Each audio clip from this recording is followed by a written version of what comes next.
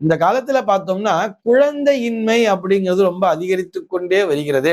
குருவைத்தான் நீங்கள் புத்திரகாரகன் அடிக்கடி சொல்லிட்டே வரேன். ஆனா பார்த்தோம்னா கல்யாணம் ஆன உடனே யாருக்கும் குழந்தை பிறக்கிற மாதிரி தெரியல. அதனுடைய ரேஷியோ பார்த்தோம்னா ரொம்ப குறைஞ்சு போயிடுத்து. கல்யாணம் ஆன உடனே குழந்தை பிறக்காம 2 வருஷம் 3 வருஷம் லேட் ஆகும்னு பார்த்தா 5-6 வருஷம் கூட ஆறுது. நிறைய ஃபெர்டிலிட்டி சென்டர்ல அதிகமாயிட்டே வர்றது. இப்படி அந்த குருவினுடைய பலம் என்பது குறைவதால் தான் இது போன்ற சம்பவங்கள் நிகழ்கிறதா அப்படிங்கிற மாதிரியும், இது போக நிறைய திருமண தடை அப்படிங்கிறத பார்த்துட்டே வரமே. இதற்கு காரணம் குருவினுடைய பலம் குறைந்து கொண்டே வருகிறதா அப்படிங்கிறது தான் அவருடைய கேள்வியாக அமைந்திருக்கிறது. இவருக்கு நேரடியாக பதிலளிக்க வேண்டும் என்று சொன்னால், நிச்சயமாக கிரகங்களினுடைய பலம் குறைவதே இல்லை. நிச்சயமாக எல்லோருக்குமே இந்த கல்யாண யோகம் என்பது சரியான வயதிலே வந்துவிடும். ஆனால் இவர்கள் அந்த காலத்தை தவற விடுவதுதான் காரணமாக இருக்கிறது. இவர்கள் என்ன பண்றாங்கன்னு சொன்னா இதற்கு காரணம் சமூக காரணங்கள் மட்டுமே. நார்த் இந்தியா எல்லாம் பாருங்க, பீகார்ல இருக்கிறாகட்டும், உத்தரப்பிரதேசல இருக்கிறாகட்டும், அவர்கள்லாம் இந்த 24 வயதினை தாண்ட விடுவதே இல்லை.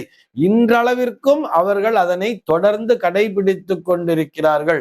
நம்ம மனிதர்கள் மட்டும்தான், இங்க இருக்கக்கூடிய தமிழகத்து மக்களாகட்டும், அதே மாதிரி கொஞ்சம் இந்த ஆந்திரா கர்நாடகாவில் இருக்கிற இந்த எஜுகேஷன் அப்படிங்கிறது என்கிட்ட வந்துருச்சு, நான் நிறைய படிச்சுட்டேன், எனக்கு தகுந்த மாதிரி பொண்ணு வேணும் அல்லது எனக்கு தகுந்த மாதிரி புள்ள வேணும், நான் படிச்சு முடிச்சுட்டு நான் ஒரு PhD முடிச்சுட்டு தான் கல்யாணம் பண்ணிப்பேன், நான் வெல் செட்டில் ஆகணும், நல்லா சம்பாதிக்கணும், ஒரு வீடு வாங்கணும், கார் வாங்கணும், அதுக்கப்புறம் தான் நான் கல்யாணம் பண்ணிப்பேன் இருக்கும் பொழுதும், அதே மாதிரி வீடு கார்லாம் இருக்கக்கூடிய மாப்பிள்ளை எதிர்பார்க்கும் பொழுதுதான் இந்த பெண்களுக்கான திருமணமும் தடைபட்டு கொண்டே வருகிறது.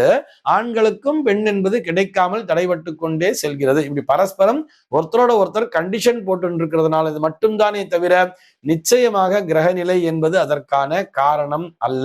முவ்வெட்டில் செய்யாத திருமணம் சொன்னா 24 வயதுக்குள் திருமணத்தை நடத்தி விட வேண்டும். அதே மாதிரி கல்யாணம் ஆன கையோட குழந்தை பிறப்பு அப்படிங்கிறதையும் தொடர்ந்து கொண்டிருக்கணுமே தவிர நாங்களா பிளான் பண்றோம், இப்பைக்கு நாங்க அதை போஸ்ட்போன் பண்றோம்னு சொல்லிட்டு இருக்கக்கூடாது. 4-8 பெறாத பிள்ளை அப்படிங்கிறத அழுத்தி சொல்லிட்டா இல்லையா. 4-8ன்னு சொன்னா 32 வயசுக்குள்ள குழந்தைங்கிறது பிறந்துடணும். 32 வயசுக்கு மேலன்னு போகும்பொழுது தன்னால என்ன ஆறுதுன்னு பார்த்தோம்னா இந்த செயற்கை மருத்துவ முறைகளுடைய உதவி என்பது இவர்களுக்கு தேவைப்படுகிறது.